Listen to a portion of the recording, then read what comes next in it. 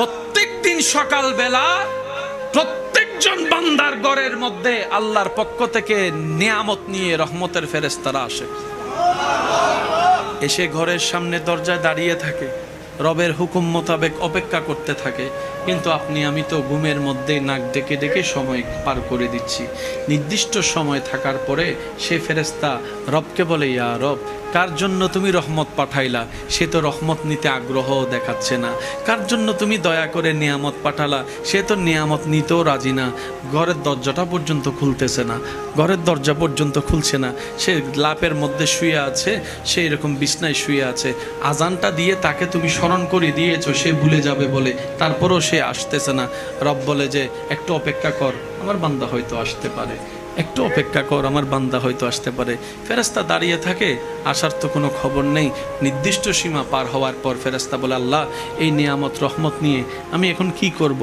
রব বলে যে আমার বান্দা যেহেতু নেই নাই, এগুলাকে জঙ্গলের মধ্যে পাহাড়ের মধ্যে রেখে দে, জঙ্গলের মধ্যে পাহাড়ের মধ্যে ছড়িয়ে দে। সেই কারণেই জঙ্গলে পাহাড়ে দেখবেন কোনো মানুষ ছাড়াই গাছেরও অভাব নাই, ফলেরও অভাব নাই, যত্নকারী কেউ নাই, কিন্তু ফল ফলাদের কোনো অভাব নাই। জঙ্গলে কোনো মানুষ, জোরে বলেন, জঙ্গলে কোনো মানুষ, ফলের কোনো অভাব, গাছের কোনো অভাব। এবার গাছটারে জিজ্ঞেস করেন, আমরা এত মানুষ যত্ন নিও, আমার এলাকার গাছ এত বড় হয় না, তুই জঙ্গলে গাছ যেখানে সেখানে তো মানুষই আসতে পারে না, তোর রুকলো কে, হইলিও কেমনে, সারও পাইলি কই? গাছে বলে যে মালিক একজন আছে। আর একটু জোরে বলি না, এই তাওয়াক্কুল বর্ষা যদি আমাদের প্রত্যেকজনের মনে চলে আসে, ওয়ামাই ইয়াত্তাকিল্লাহ ইয়াজআল লাহু মাখরাজান ওয়া ইয়ারযুকুহু মিন হাইসু লা ইয়াহতাসিব। রবের ফরমান, বান্দারে তাওয়াক্কুল যদি করার মতো করতে জানোস, বর্ষা যদি আমার উপর করার মতো করতে জানোস, জগতে বলবে তোর বাঁচার রাস্তা নাই, সেখানেও আমি বাঁচার রাস্তা বের করে দিব। তোর পকেটে টাকা নাই, ব্যাংকে টাকা নাই, আলমারিতে টাকা নাই, বউয়ের স্বর্ণ নাই, কিচ্ছু নাই, তুই বলবি যে খাওয়ার কোনো সুযোগ নাই। ওয়ায়ারযুকহু মিন হাইসু লা ইয়াহতাসিব। এমন এমন জায়গার থেকে তোকে আমি রিজিক দিব, তুই শুধু পেতেই থাকবি, অবাক হতেই থাকবি, পেতেই থাকবি, অবাক হতেই থাকবি। কারণ রাজ্জাক তো আমি আছি, আমি রব চাইলে পাথরের ভিতর থেকেও জিন্দা ওঁটও বের করে দেখাইতে পারি। আল্লাহর উপর ভরসা যদি আমরা বাড়াইতে পারি, আমাদের জীবনে এমনি সুবহানাল্লাহ না হয়, শুকরিয়া চলবে, সবাই বলেন শুকরিয়া চলবে, পাইলেও আলহামদুলিল্লাহ। মন থেকে বলেন, মুখ থেকে বলার যে অভ্যাসটা হচ্ছে এটা যেন মন থেকে আসে, চেষ্টা করেন। পাইলেও আলহামদুলিল্লাহ, না পাইলেও আলহামদুলিল্লাহ। আবার বলেন, পাইলেও আলহামদুলিল্লাহ, না পাইলেও আলহামদুলিল্লাহ।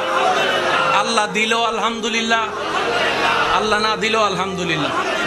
সর্বাবস্থায়, সবাই বলেন সর্বাবস্থায়, সর্বাবস্থায় আলহামদুলিল্লাহ বললে লস না লাভ?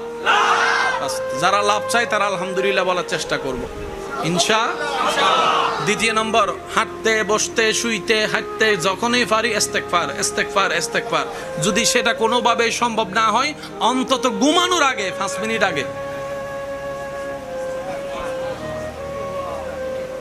মাফ করে দাও না, মাফ করে দাও, মাফ করে দাও, তুমি রহমান, মাফ করে দাও, 2 মিনিট। আমি সাজেস্ট করব সবচেয়ে উত্তম হচ্ছে যে ঘুমানোর আগে। কেন জানেন? যখন মানুষ ঘুমাতে যায়, 100 জন এক রুমে থাকলো, মানুষ ঘুমায় গেলে কিন্তু আপনি জেগে থাকলে আপনাকে একা মনে হয়। সেজন্য শুয়ে সব কাজ শেষ করে, সব কাজ মানে বুঝছেন তো, মোবাইল শরীফই বেরি, কাজকর্ম শেষ করে রবের দরবারে সিলিন্ডার হয়ে, আর এত দয়া করতেছো আল্লাহ, কিভাবে শুকরিয়া করব সেটাও জানি না। একটা ভালো করলে 10টা গুনাহ করে বসে থাকে, কিন্তু আমার মনটা বড় বড়, কারণ আমার রব হচ্ছে তুমি। আল্লাহ রসুল রাস্তা দিয়ে হেঁটে যাচ্ছেন মসজিদের পাশ দিয়ে, মসজিদের ভিতরে একজন এমন ভাবে দোয়া করছেন, ওনার দোয়ার শব্দগুলা নবীজি শুনে দাঁড়িয়ে মুস্কি মুস্কি হাসতেছেন। একটু জোরে বলি না সুবহানাল্লাহ।